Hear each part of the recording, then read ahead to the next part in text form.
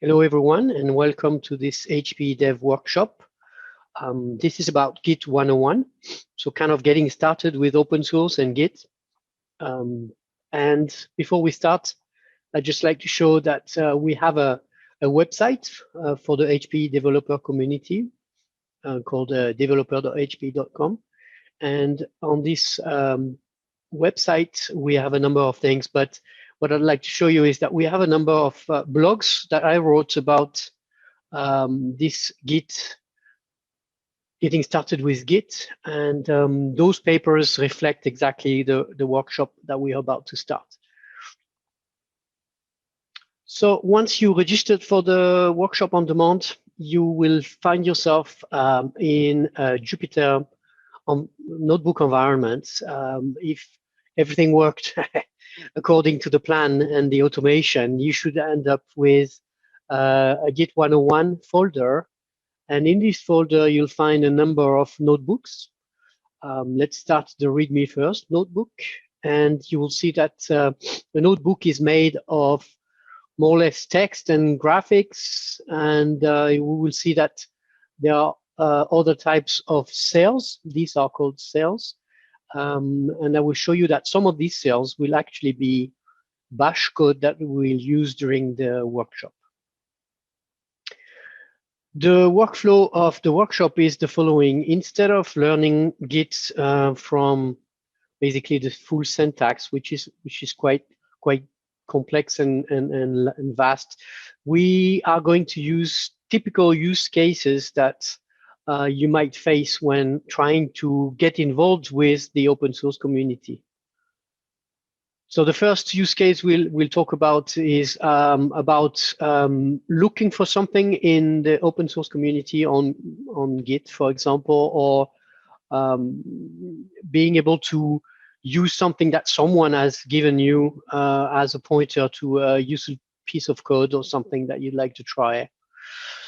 That's kind of the introductory way to see how you can make use of Git. The second one is about, okay, you actually used some code from the open source community, but you'd like to report something. So this is kind of the first way you can contribute to the open source community. It's by reporting an issue or reporting something that you'd like to see as an improvement of the open source project. And we'll see that very quickly, those two first use cases. The third one is, okay, I'd like now to share something that I've built myself with the rest of the community, and we'll see how you can use GitHub to do that. And finally, this is the ultimate use case, is you'd like to contribute some code to the open source community by creating a repository and sharing some code in it.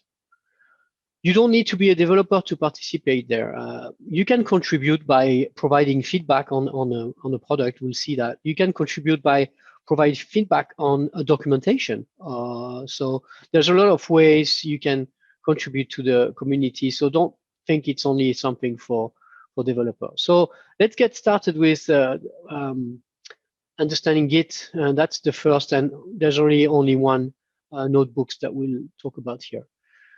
So I talked about Git and GitHub. Actually, these are two different things. Git is, if you look up on Wikipedia, for example, is a version control system, initially distributed version control system that was designed to coordinate work among developers. So they can track file changes, and the idea was it needed more speed and agility, maintain data integrity, and be able to cope with hundreds of developers working on the same project at the same time. Git was initially started by Linus Torvalds, so in 2005, and it was linked to the development of the Linux kernel. It's been used since then by thousands of developers, and the main tool for using this is called Git, and it's a command line tool. There's no real explanation of the Git name. You can read about it. There are several interpretations. There are other tools that you can use in place of Git. For example, you might have heard about Subversion. Microsoft has a product called Team Foundation. There are lots of other tools that Rational has ClearCase, and there's lots of stuff. But Git is used by more than 85% of developers in 2018, and this is still growing. So what about GitHub now? And in fact, GitHub is a commercial implementation of Git, and there are several of these. So you can get to GitHub by using github.com for sure. By the way, GitHub was bought by Microsoft in 2018. It still remains under the name GitHub. And but as I said earlier, Microsoft had other products. So this is just yet another one in their portfolio.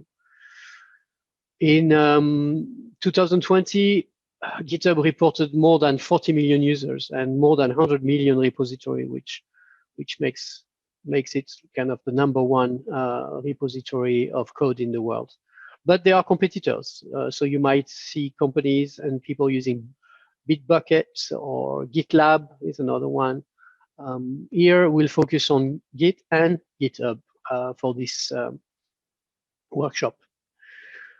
So Git has a command line that you can install on any kind of platform.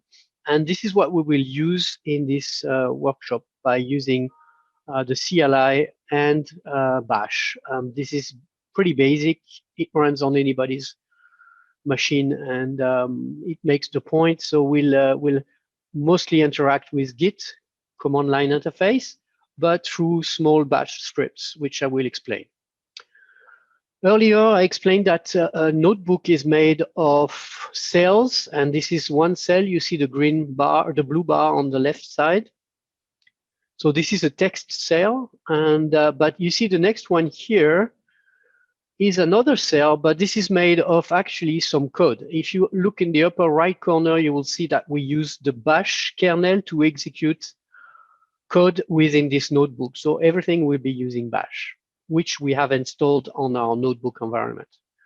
At the top, you can see that we have buttons here to execute things. Executing a cell in Markdown will just render it, but executing a cell with code will execute it. So if you just press the run button here, just to see what it means to run a simple Bash script, we'll just do that. And you see that we get the code is executed in our notebook environment, and we can see the result of the command git ---- help to provide you with information about a command available in Git. And there are many of these commands. Just a quick hint here, you might at some point in time want to reset all the output here. And if you look in edit menu, sorry, there is a clear output or clear all output. So you can just run clear all outputs and go back to a blank, not yet executed notebook. So let's move on. I talked about some of the use cases that we wanted to run in this workshop. The first one is the simplest one. You want to use something from the community. For example, somebody gave you a pointer to a GitHub repo, and it's a solution to a problem that you have, or you'd like to try something out. And basically, you've been handed a GitHub repository pointer. How can you take advantage of that? And we will see that there are actually two different options. The first one is called cloning a repository, and we'll use the git clone command. And the other option is to use the fork command, which is another Git command that we will see in use case 4. And typically, you would use clone to do a reads-only kind of copy of the thing you've been pointed to. You will use fork to do a copy, but also to have a way to tell the owner of the repository that you might be doing some enhancement or some changes So you're taking your own copy of that, and maybe in the future you will contribute. But let's say that for the beginning, we just want to use git clone and take a kind of a copy of what's available in this repository. So let's say we're going to use this repo here. It's called Git DDA. So it's in my account, my GitHub account. It's called Welcome Git. So if you if you click on that, sorry, you'll see that we have a GitHub account called DDA-Lali, and there is a repo there which I made publicly available for this workshop. And it's pretty simple. It's got a README and it's got a Hello World Python piece of code, which is a one-liner that just prints Hello World. It's pretty basic. So we can, in order to clone or download, we will use in every repository in GitHub. You will see, and actually, let's go and check this out. If you go back to the top of the Welcome Git DDA, you see there's a code green button here. And what you can do here, you can either copy the HTTPS link to that repo, or if you're operating in a SSH environment, you can also do that with SSH. But for today, we're going to use HTTPS. So you can click on this button here that just puts it in your clipboard to have a copy of that. And this is how you would reference the GitHub repo you're interested in.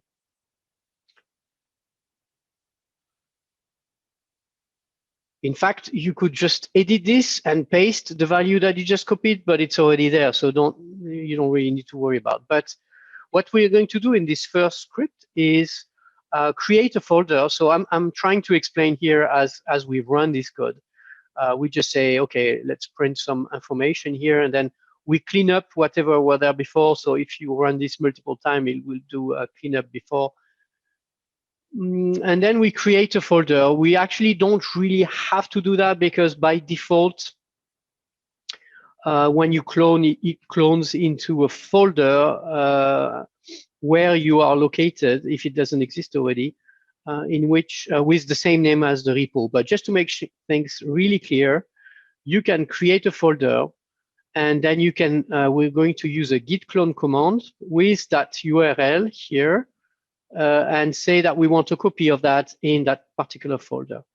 Then we are going to change directory to that folder and do just an ls to see what's in the repository.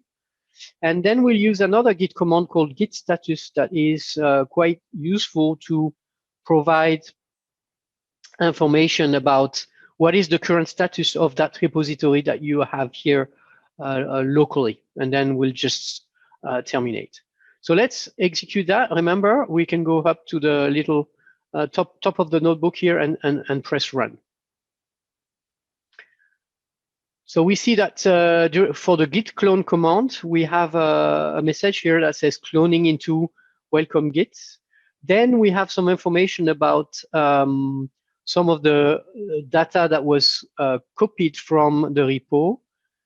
And then we see that we are going down into that repository and doing a dir, and we see that we have the Hello World Python file and the README file. So we now have a local copy of the information. And in fact, we have more than that. We have a local repository of that same repository we had on GitHub. So let's do another thing with that code now, because we were interested in this particular piece of code. We could run it. So it's Python, so we can just say Python hello world.python and execute that. So we see that the code is simply printing hello world. So that's a pretty basic use case, but that's exactly the same if you were to download a huge application or some piece of code that you wanted to execute, some documentation, really a notebook, anything that you can store on GitHub could be retrieved the same way. Here, in this particular simple case, it's a Python hello world. Let's move to the second use case. Okay, you downloaded and you used that piece of code, that hello world, but really what you'd like is you like to improve that and suggest some changes to the owner of the code. So if you go back to the original repo that we cloned, you see that this was the code view, and this shows you the different files and folder that makes this repository. But there's also a tab called Issues. And if you go here in the Issues, you can see that folks have already opened some issues and provided feedback and suggestions to the author of the repository. So what we'll do in this lab is pretty simple. We'll basically create a new issue and tell for example, the owner of this repo that it's really cool, it's a nice piece of software, but we'd like, for example, we'd like to change Hello World to Hello World, or maybe we would like to propose that the author fix that because we think it's a mistake or it's important for us. So let's go and do that. We say new issue, and we give it a title, change Hello World, change casing of world. Could we have Hello World instead of Hello World? That seems to be already explaining the issue, and we can submit that. All right, so if we go back here, we see that we have a new issue. Watching the issues in a project is usually a good idea because that can tell you how much activity is generated around this project. You will see that some projects are really active with people providing feedback and author of the repository providing fixes and answering questions and providing solutions to improve the repo.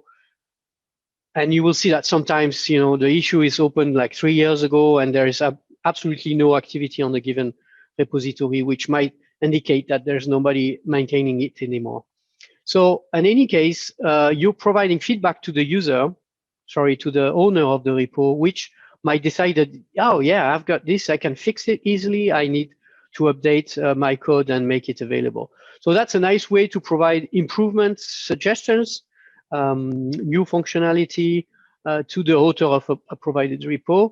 And that's kind of the first step in getting involved in the open source world, is by using things and providing feedback to the owner of the things.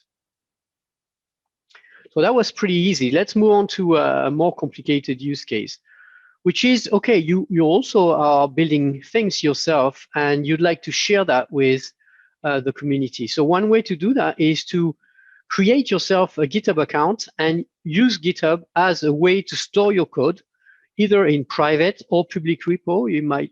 You can decide that. You can also change the status of a repo. And decide if yes, no, you are ready to share some piece of code or some piece of information with the rest of the community by providing public access to a repository.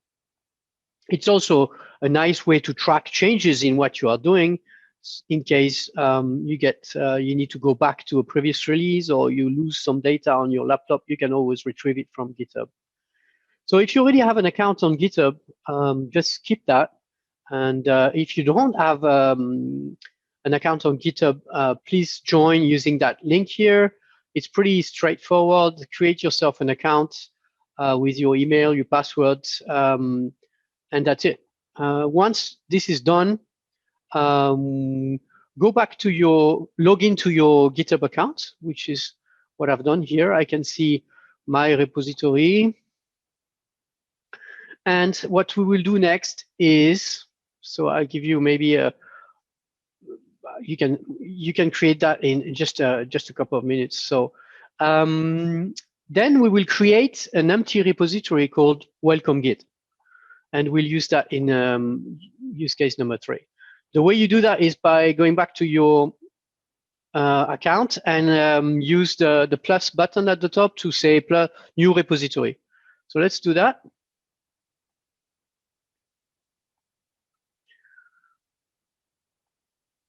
So you can create, we said welcome Git.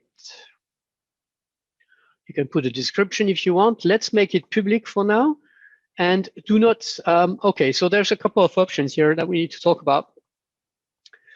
Do not select to create a README file, because this is what we will do in the lab, so we don't want that.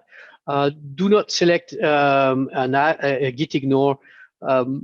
It's beyond the scope of this lab. An important point, however, is licensing. It's not because that you share some things with folks that everything is freely available and modifiable. So you need to specify exactly what you want to do here. There are several options, and this is beyond the scope of this course to discuss all available options. But the point here is just to highlight the fact that it's always good to make a selection of a license and understand the different license policy, and make a selection here, for example, to say, okay, here with this one, I'd like to use maybe an Apache license 2.0.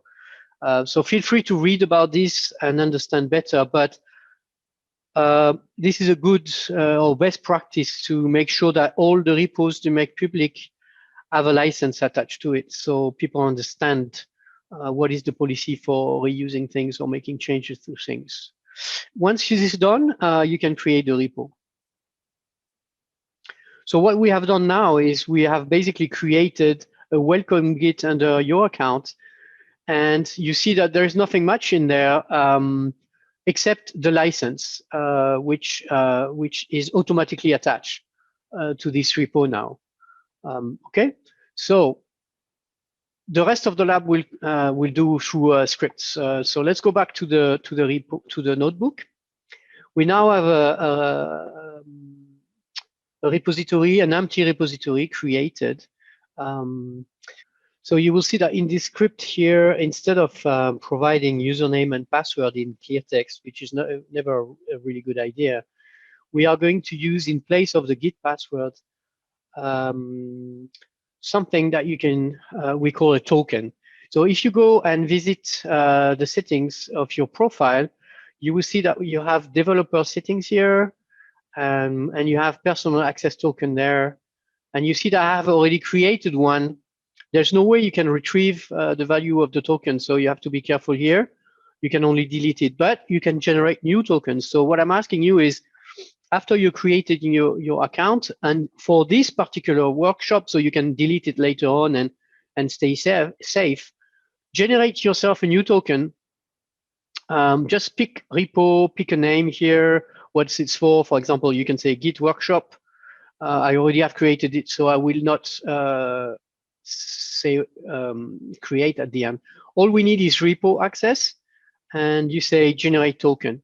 This will generate a token that you can cut and paste into your notebook in the second export here for in place of a Git password. So this is really to avoid having clear password in clear text in a script here like this. So let me paste the value for my token here. So in the next, so this is just to give you information about working securely. Another approach that a lot of people are using is to use SSH and use a single SSH key for using GitHub. You can read about that in this link here. We don't really have time to cover this in this particular lab. Okay, so we now have a token secured access. The next script that we are going to do is we are going to create a new folder locally, because remember, we have created a repo on GitHub, but it's empty, or it's almost empty, because there is a license file. But what we will do now is we'll create a folder locally and create an empty repo locally and start populating that local repository, and then push that into our GitHub repo to put some initial content. So this is kind of the standard way to get a repo populated when you start with some code. Maybe it's 1,000 files, and here it'll be only one README file, but it's the same principle. You will create a new Git empty repo, and then in your locally on your laptop, you'll create a local Git, put all the files that you want in this local repository, make sure you commit everything, and then synchronize that with your remote repo that we just created, which is empty for now. So what this script will do is it will create a folder, and we'll call this remote welcome Git on our Jupyter server. We will initialize a new local repo using the git init command. We will then create a README file, a markdown file, which typically always goes with a repository, and explain the contents and how to use it and so on. And then we will add the files to our local repo using git add and git commit.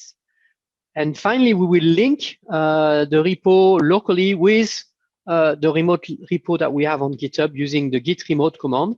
And finally, we will do a git push to update the remote repo with what we have locally.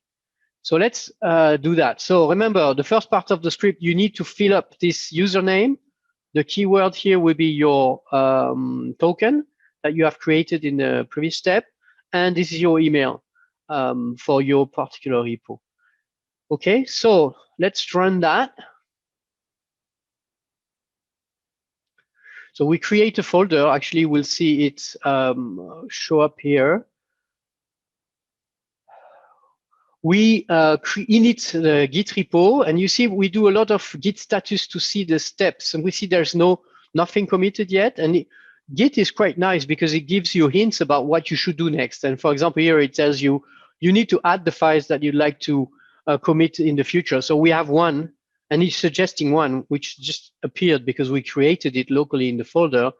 So we say add to the repo. Now it's on the main branch, we have a new file called README. And if you do a Git status, it will tell you that, okay, you have a file there that you added, but it's not been committed yet in your local version of the repo. It tells you which change needs to be committed. So we do a commit. We do a few. If you look here, you'll see that we use some changes so that everything is nice and clean with your username and email information before you do any commits. And then we commit the changes in the local repo. And then the next step is, and we commit, and we have to provide a message. In this particular case, we say we created a README file, so we remember that. Then we have to, as I said, we have to somehow link the local repo with the remote repo that we have on GitHub. So the way you do that is by telling Git locally that you'd like to add a remote. It's called the remote. And you can have more than one remote, and I will explain this in use case 4.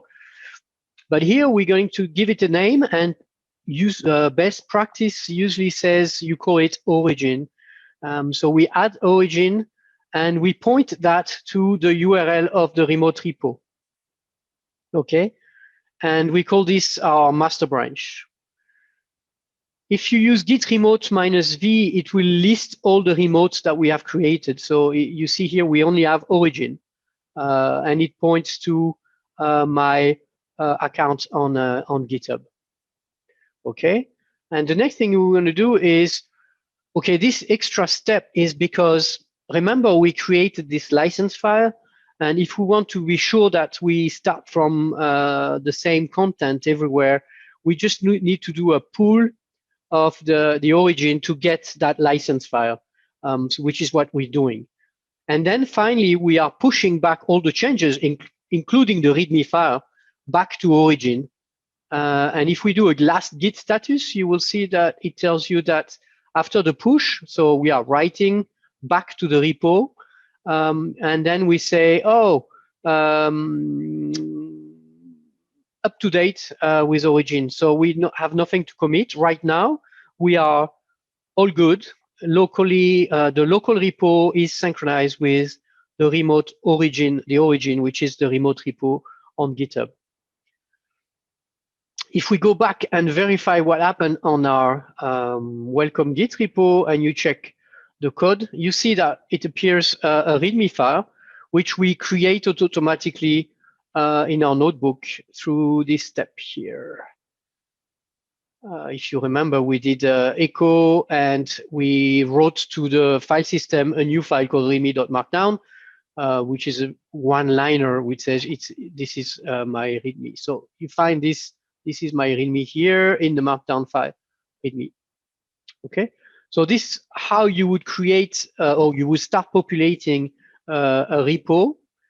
And now the next step would be that if you already created a lot of files, Python or any kind of language, you will drop them into that that folder, and then you would have to manage the files that you decide to add into the repo locally first by using add.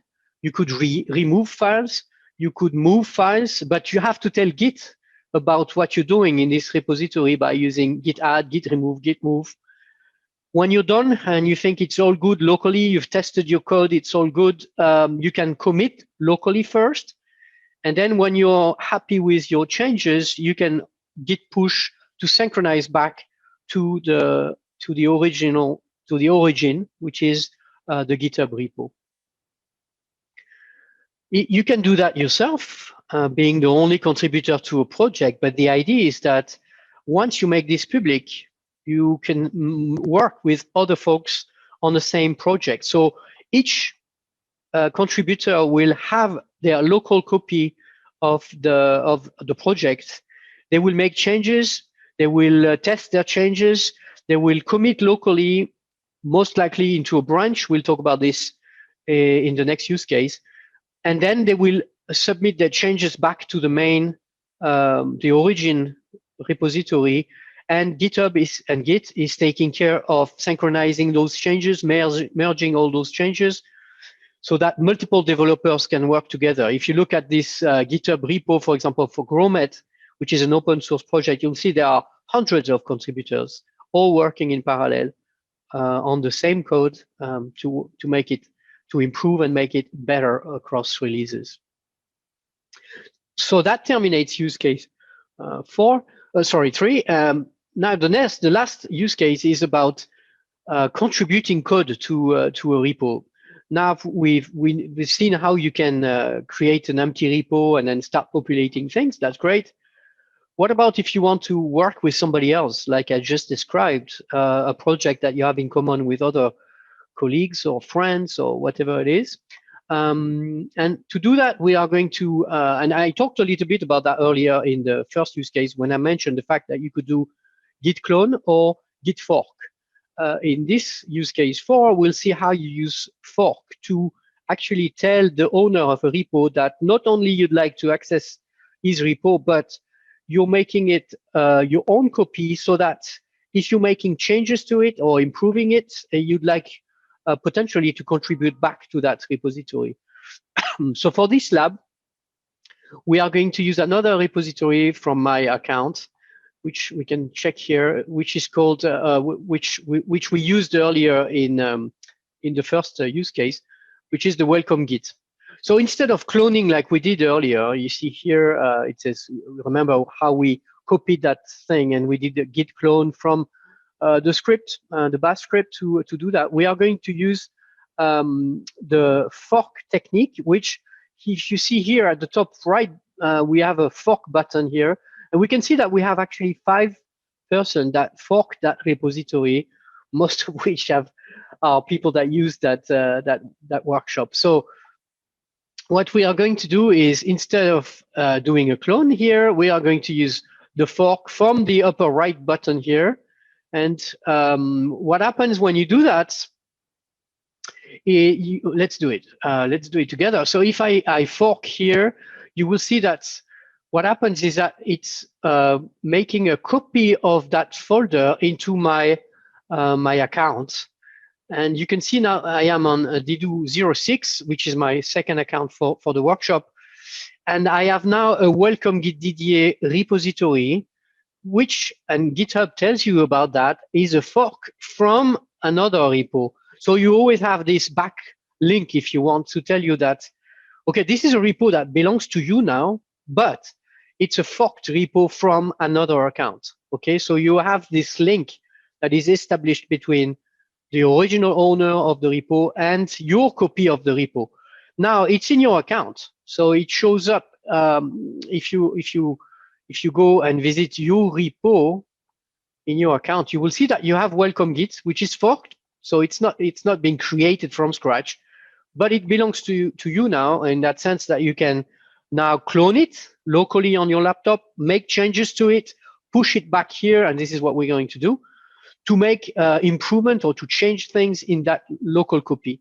And then I will show you at the end of the use case how you contribute back to the original repo here, if you want to. So let's continue with the lab. Okay, we now have this repo in our account. What should we do to use it locally on our laptop or in this Jupyter notebook is like we did in use case 1, which is basically clone it, okay? So we know that. Let's do that. So we are going to use my account, my token again, my mail, and then the URL, it's going to be a cloning of my version of that repo that we just forked, okay? So let's do that. Now we clone that into welcome Git DDA, and we are told by the last Git status here that everything is synchronized with the original, which makes sense because we just cloned it. So we're good. Now let's make changes. You can see that we have a Python file. Actually, we can look at the files here if we wanted to. We have a Python file, which remember is pretty easy and pretty simple. So let's say I'd like to make a change. Instead of changing hello world to hello world capital world, instead, so we keep track of who's done the lab, fully done the lab. So what we'll do is we'll add a line to hello world that says print hello, your name, thanks for the contribution. We'll store that back into hello world.python, okay? And we'll cat it again so we see the change. Let's do that. So we see that we have now in the file, hello world.python, we have hello world, and then we have hello, my name, my GitHub name, and many thanks for the contribution. So that's now in the file. If we do a git status, we see that there are changes not committed to the local repo, for sure. We just modify that file. So what we will do next is we can first, before we commit, it's always make sure that the code actually runs. So let's try the code. So we see that if we say execute, we see that it says print hello world, print hello d206. So code looks good. I'm happy about that. So I will now commit locally in my repo, locally on my repo, by doing add and then a commit.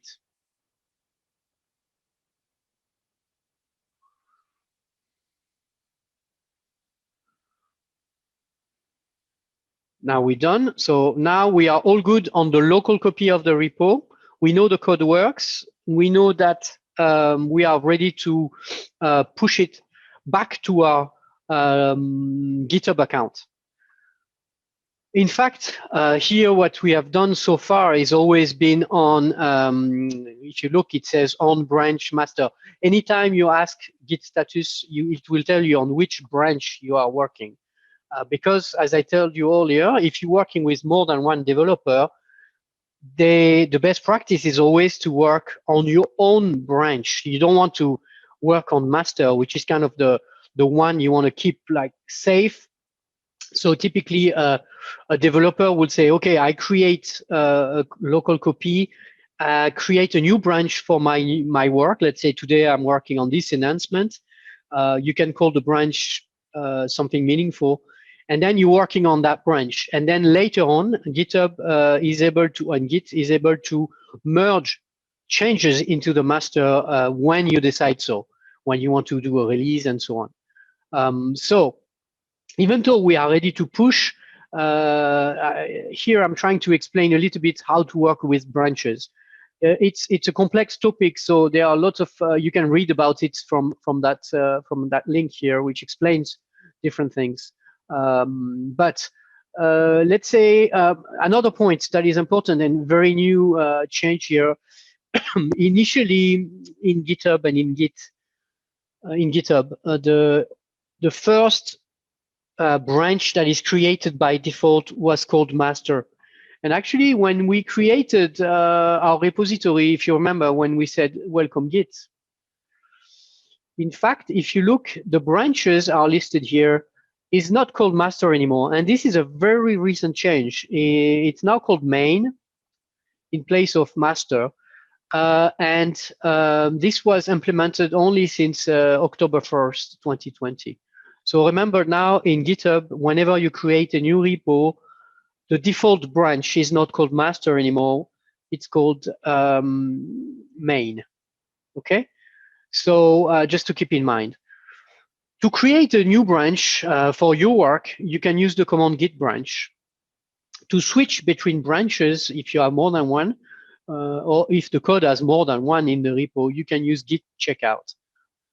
Here we're going to create a new branch called your name. So for example, here it'll be d206/ and then we'll say I added my name into the Python file, so I'll call it added my name. So this is my branch. So we'll use my GitHub account / added my name. We'll use git branch to switch to that particular branch, as I told you. And then we'll do a checkout of that branch. Just to say that we'd like to operate now in this branch instead of master or instead of main. So let's run that code. Okay, so now when we do a git status, you see the difference between git status here and git status here is that in the first one, it always tells you which branch it's giving you the status. So it says on branch master. But if you look at the second git status here, it tells you on branch d206/ added my name. So now I know that whatever I do it on this branch, which will be a new branch in addition to master or main, depending how you created your repo.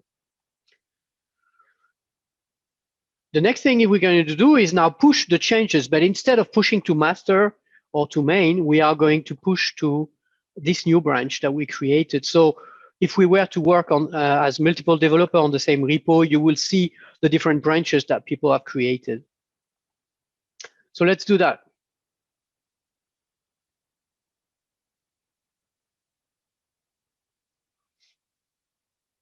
Okay, so now we have pushed the changes to that branch. Let's go and verify that. So on my repo, on welcome Git DDA, my local copy of that, you see that we still have master because this was created prior to the changes. And but we also have a d206 added my name there. And if we go and select that branch, you can see that the Python file was changed.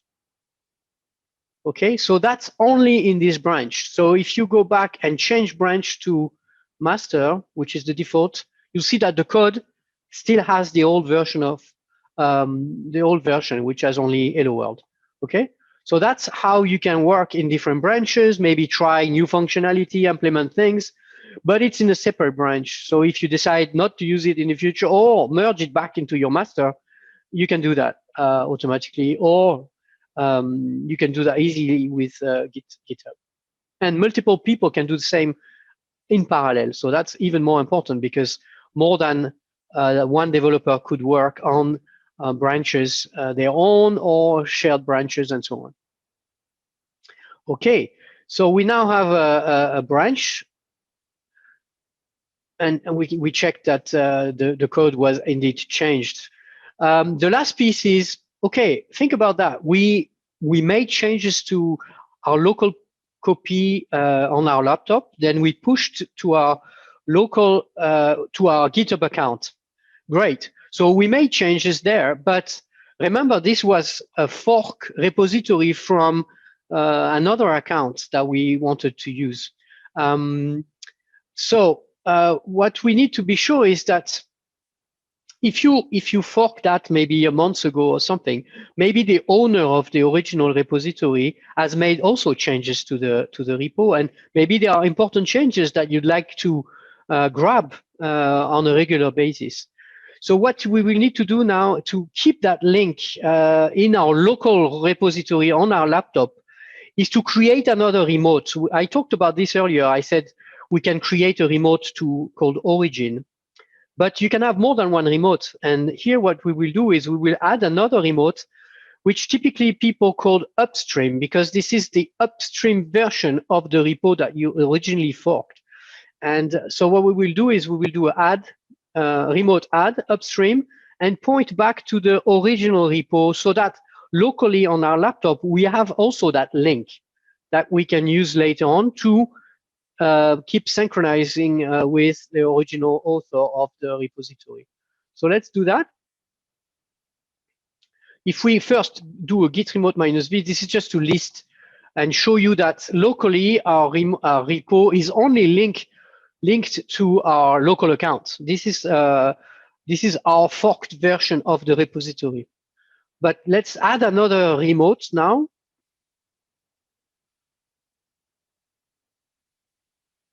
And we call it upstream. This is just a best practice. You can call it whatever you'd like.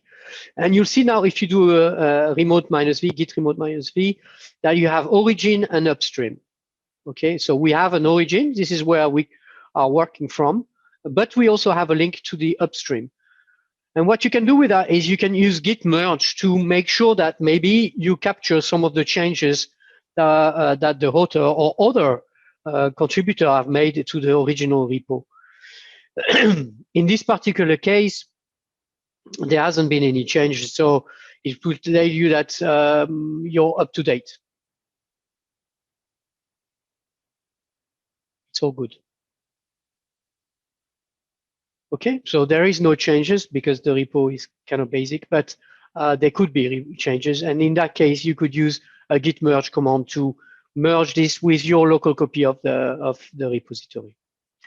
Okay, so we get to the last part of the lab now, which is, it's all good. You made changes to this Python file, but what if you'd like? What if you want to contribute back and propose this change to the owner of the original repo?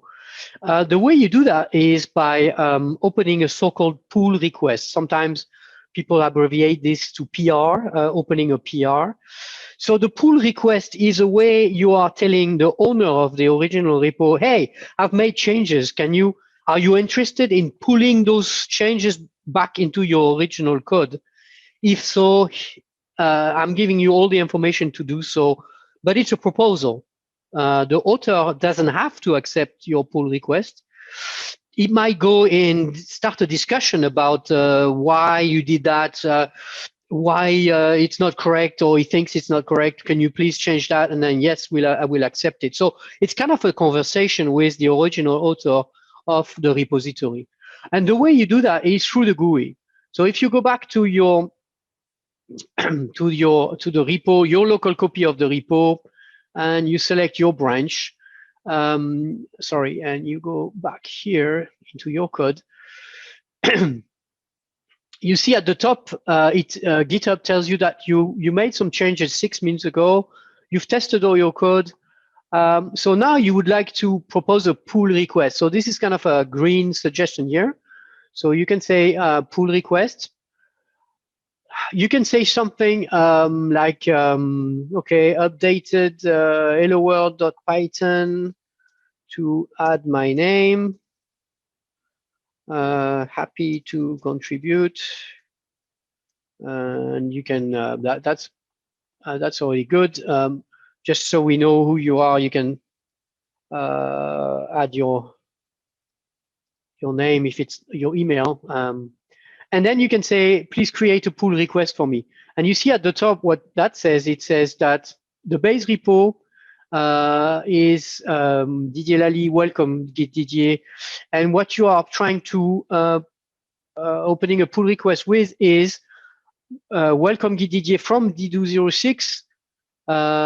So this is what is going to be proposed as a pull request to this original repo. Okay. You could also select, if you were a real contributor authorized by the owner of the repo, you might have your own branch, but because we only forked and we are not part of the contributor list, we cannot create a branch on the remote repo. That's where if you were to work with multiple people and an official contributor to it. But I'm just an anonymous contributor in a way, so let's create a pull request for that.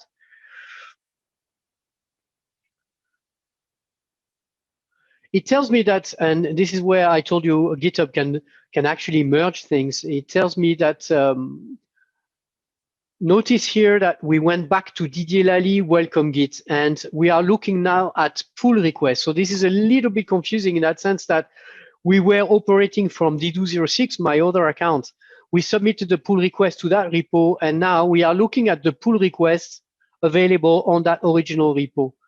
And if we look at that, we'll see that I have this new pull request, but I have other ones created by other folks that did the lab earlier. I have this new pull request that was created.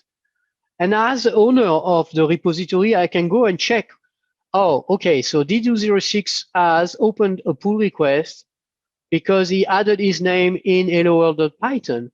Okay, I can go and check the file change. Oh, okay, I see. So I can see that the file was modified and this new line was added.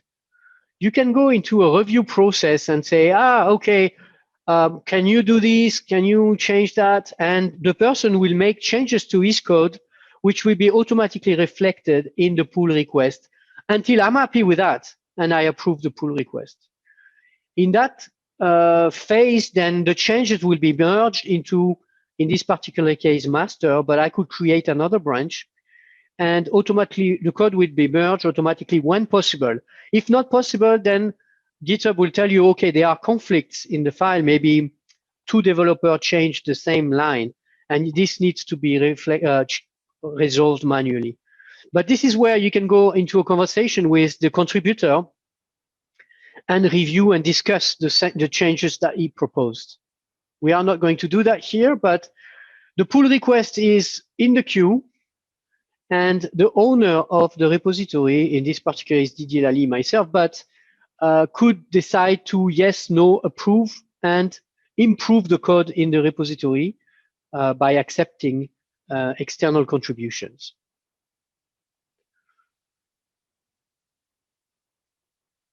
All right, we've done that. As an optional lab, you can delete the token that we have created if you want to be sure that it's not reused.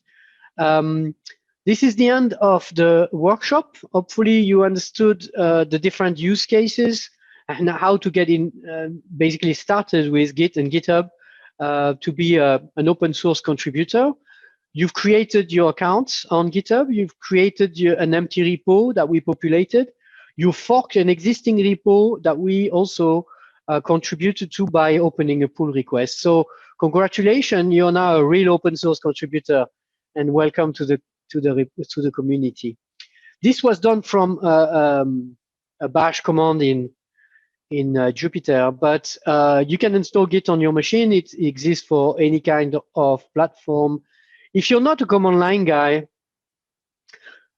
I can understand. There are also graphical interface for Git that you can find, like GitHub Desktop and other things. Take a look. In many cases, you will see that to learn Git, it's better to probably use the command line and get used to the different commands, so you understand the logic, even though later on you'll be using a desktop GUI or something. Another suggestion is if you're Visual Studio Code user, Visual Studio Visual Studio Code, is an IDE, so-called IDE, or an environment for developers to write source code. There is a plugin for, or actually it's already built in GitHub support. So you don't really have to worry so much. You just need to understand the basic command, and you can directly use GitHub from your Visual Studio Code editor and pull and push things, so you keep track of all the changes you make to your source code. Where do we go from here? As I told you, we've done already 4 different use cases, like cloning an existing repo, opening an issue on a public repo. Don't hesitate to do those things to get used to contribute. Create yourself an account. Start thinking about storing things on this GitHub account, whether it's a configuration script. It doesn't have to be a huge amount of code. It's just something you want to remember. You can make it private if it's only for you. You can start making it public and sharing it with other folks if you're working as a team on something. And then you can even contribute by forking existing public repo that you think you can contribute to.